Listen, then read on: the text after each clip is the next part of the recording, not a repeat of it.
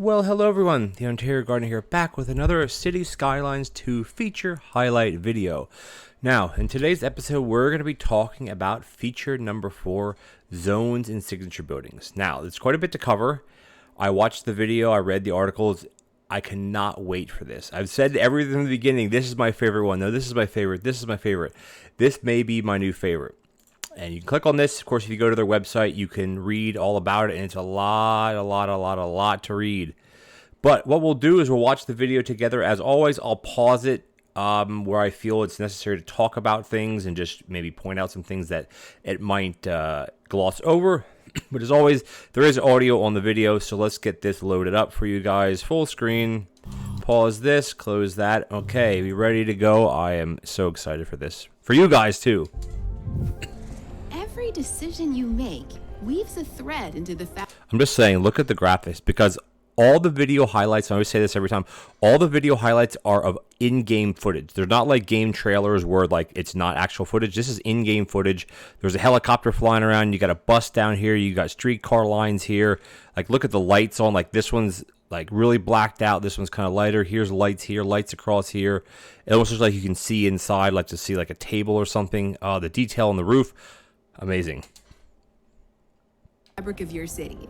But don't for a second imagine a smooth, seamless surface. Cities don't work like that. Look at this. Amazing. Instead, it's an urban patchwork marked by the... One thing down here, the water looks a little bit kind of, I don't know here. Unless this is sunken. But again, this could just be pulled back. I mean, graphically, to do water is very hard to make it look realistic, but not look too wonky. But again, I'm going to overlook it because we're not talking about that. But look at this building here. I wonder what this type of building is. Hint, hint, for later on. Realities of life and living. Look at that. You create and stitch it together with zoning. Zoning lets you decide where people live and work. You create these residential, commercial, and industrial zones with zoning tools. So let's pause right here. So she said you have, typically with this game, you had residential, you had commercial, you had industry. Well, down here, I think she'll go over this, but basically you have residential buildings, which are your green buildings. You can see them here. I love how it shows you, I think, on top of these bigger ones, what this is supposed to be, maybe? Because it's not on all of them. It just shows it on some of the bigger ones. I'm not really sure. It could just be an area as well, because there's some down here low. So basically you have your different residential. You have low residential. You have medium. You also have medium. Well, she'll tell us, and then we'll get into it. This one here is my favorite, by the way, and this one as well. Let's check it out. They work in a couple of different ways. Commercial, of course. Commercial is only 2 different types, which is fine. There's only so much. You have like, low density commercial, and you have high density commercial, which would be like your big office buildings. But not really, because office buildings have their own category. Let's get into it. Click and drag over cells on the map Look to at that. zone large rectangular That's areas. awesome. Zone all adjacent cells with one click. Or get granular. Zoning... So this is pretty much exactly how it used to be before. You could click, because when you draw roads, it'll pop up where the zoning blocks will be. And based on this video, I don't know what the maximum, if you could have a 6-wide building, I don't know. But again, as you have curved roads, it just kind of try to fill. I mean, again, they can fill it in so much. They can't have buildings curving around roads, because typically, in real life, buildings don't curve around roads. You just have more of a sidewalk. So it does patch in quite well. But I like the different tools. You can click and drag a whole area. You click and drag the boxes, which is what I typically do. Not even click and drag. You click, it'll highlight the whole box. And then the picker tool, I think, is kind of cool, because I don't know how it would work realistically if you want to, like, say, have these and then have commercial behind it. I don't know how that would work, because this wouldn't be touching the road, but it may still work, and that might be something interesting as well. Neighborhood cell by cell. When you establish a city... Now, this is, I don't know if this is unlocked things or if this is unlocked, like I'm not sure if these are locked until you have achievements or not, but basically I'd imagine, archipelago, barrier island, greater highlands, looks like there's a lot of mountains, a lot of lakes. This is a big mountain town with, like a river running through it here. River Delta, this one looks like like Louisiana or something. San Francisco, so that's a real life one. So you could recreate San Francisco that's pretty cool. Sweeping plains, looks like there's this almost looks like, I'd say Palm Springs, but Palm Springs isn't on water, but I mean, you have the mountains on the one side and you have flat kind of desert pan here. I wonder what this would look like in the winter. Make it really realistic. I don't think it does it, is like in the winter, when the spring comes, the rivers flood. I don't think it's because it's not a survival game. It's a city builder. Here you have a Tampere. I don't know what that is. Twin Mountains. That's kind of cool. And these are just little snippets of the map, by the way. Waterway Pass. That's pretty cool. Windy Fjords. Like that looks really challenging to build on. And look at this. Let's look at the graphics here. Basically, it tells you about what it's about. Theme. So she will get into this a bit, but I just want to go over it now. You can choose between European theme or American theme. That's just based on the buildings. I think that's probably going to be also right or left-hand drive when you lay down your roads. Your climate, and then climate's important, remember, because it snows, and I'd imagine people get cold or they get too hot. So maybe you have to provide different types of like cooling buildings or something. Northern Hemisphere, buildable area is 16%. So that's not a lot. So 84% you can't build them, but it's a challenge, right? Outside connections, there's road, there's rail, there's shipping, there's plane, and then there's electricity. So that's kind of cool. You could buy electricity from your neighbor. Natural resources, this looks like farmable land, forest. This is probably coal or oil, and this one might be iron or coal. I'm not really sure. But anyway, it's so cool how these look like they're unlocked right away, but not sure. But I'm sure the modders eventually will make their own maps as well. You choose a map. Look at that. The map's theme dictates if your city's buildings will have a North American There or you go. European architectural style. You can now use zoning tools to mix it up. Go on, sprinkle a little North American that's flair cool. into your European city. That's so cool that you can mix and match. Now, I like when you pick a theme, I think that's the theme for the map. And then when you go to build a building, you know where it gives you in the bottom left here, it gave you a choice. So if you want to plop down a little bit of European, if you want to have like, not like little Europe, but like little Italy or something, you can make. I mean, it would just be to make it look totally different than the rest of the buildings around you. I think that's cool. I'd imagine later on they would unlock different, like I'd imagine later on maybe with DLCs, they'll put a couple other different types of building styles, which would be really cool if you could have like an Asian theme, you have the British theme, you have like the Canadian theme, maybe like a South American theme. And it'd be cool to like make little areas, within reason, like a Chinatown or like a Koreatown or even like an Asian part of the town or like little Italy. And I mean, I'm stretching it here a bit, but that'd be so cool to be able to do that. Because in real life, in big cities, you have all of those type of districts, which we'll get into shortly, I think, about districts. Vice versa. Okay, you know how zoning tools work. Yes. But what can you zone? Yes, Well, tell us. let's start with Okay, look how awesome this is. You got the satellite dish on the roof down here. You got solar panels. This is like almost looks like luxury residential, like not like low density, but luxury residential. We have sidewalk, roads. You have a tennis court over here, and you have the big city over here. Oh, it's so amazing. residential zones. The places and spaces Look at where that. citizens relax That's with so cool. friends, raise families, I love and rest the their I heads love out the after night. graphics. There All are right, here now we go. Look, 6 medium density, residential zone types. mixed housing, You'll be low familiar. rent, high. Low density housing, detached I'm gonna let her houses for talk about single it. families, and high density housing, right. tall towers packed with residents. That we know already. New zoning types include medium density. I row love housing, this. Look at the person. We just missed it. That person sitting on their stoop there. Look at the little air conditioning units. Oh, it's so amazing. I love the detail. and medium density apartment buildings. There's low rent housing now too. That's awesome. Huge apartment Look at that. buildings with tiny apartments. Finally, there's mixed housing. Here, residents live in apartments above ground floor shop. Which is so cool because this is realistic. This is a lot more realistic.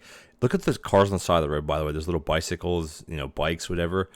Like this is one of my favorite things because in real life, any big city or even any little town for that matter, usually, depending on the size, you have along your main roads, you have commercial on the bottom, shops, shoe stores, tea shops, restaurants, and then above it you have people living. And I'm so glad something like that is implemented now because it makes it so much more real.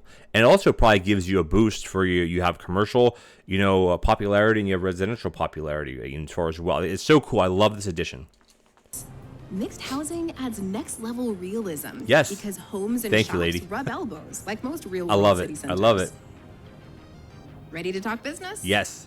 You'll create dedicated commercial zones where companies sell the locally produced and imported goods That's people awesome. need and want.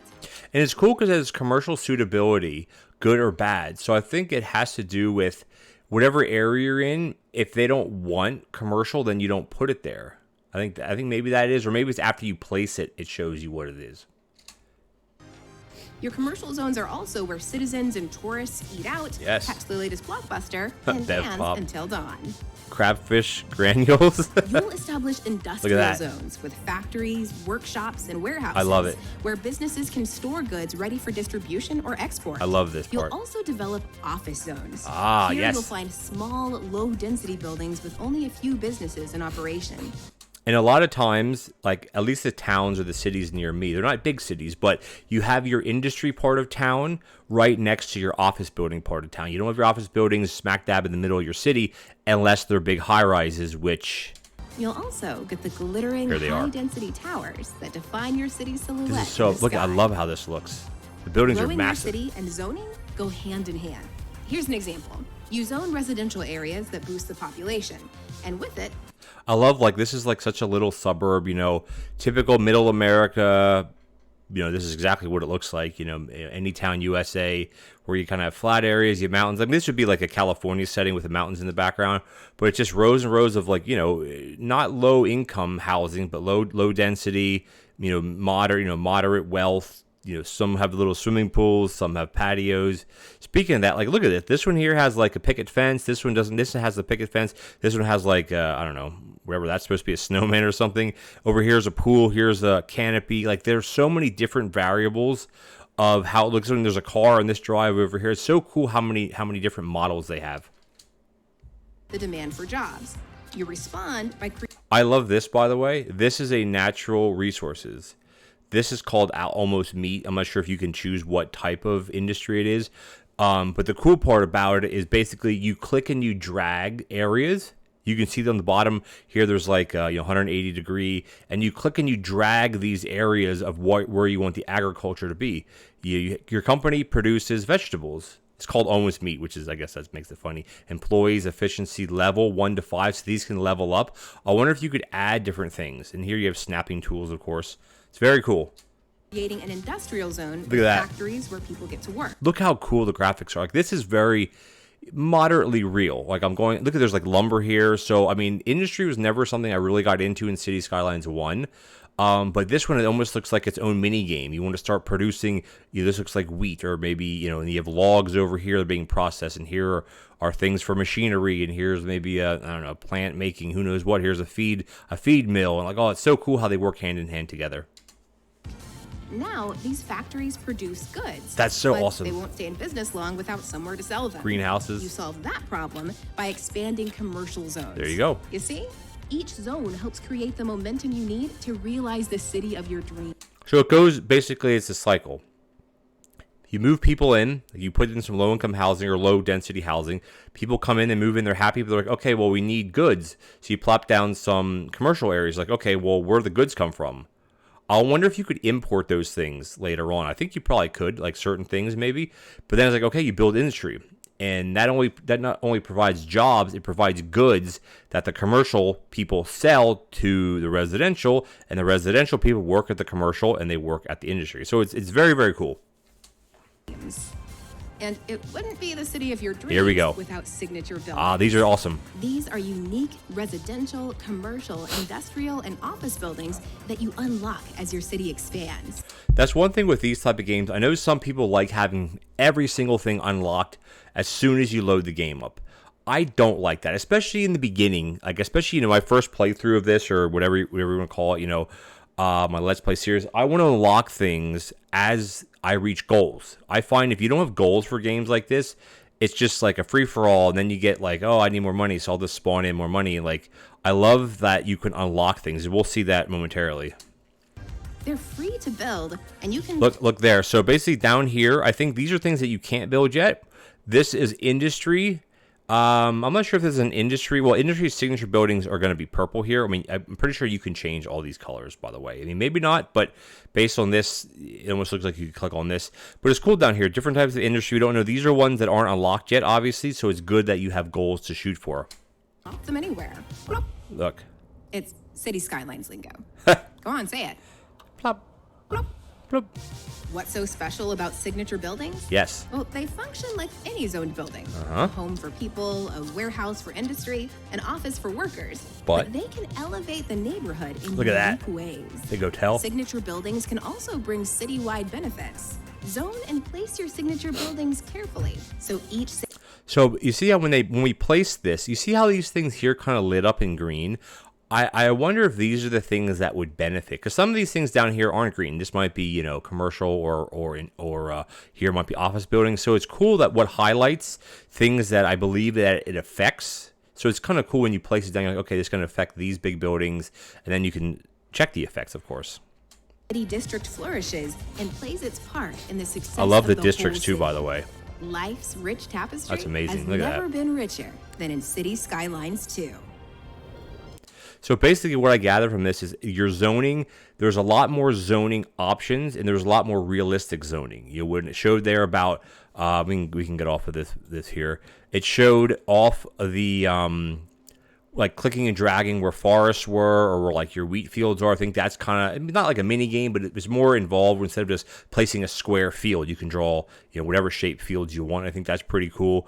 I love how the industry works with the commercial, works with the residential. I mean, you always start out small and you build up and build up, but I can't wait to like shoot for goals, you know, reach 100 population, then 1,000, then 10,000, then 100,000, then 1,000,000, then maybe 10 million, and you unlock the, you know, your mega, you know, casino or something. I don't know, but it's very cool. Something to shoot for. Again, just go to City Skylines 2 through Google or wherever you can find the link, and then this will basically. There's a lot to read more in depth than what she and I have discussed, and there's also a lot of nice artwork. Look at that. This is a gas station. Looks like a motel, like a Motel 6. Maybe over here is a storage building.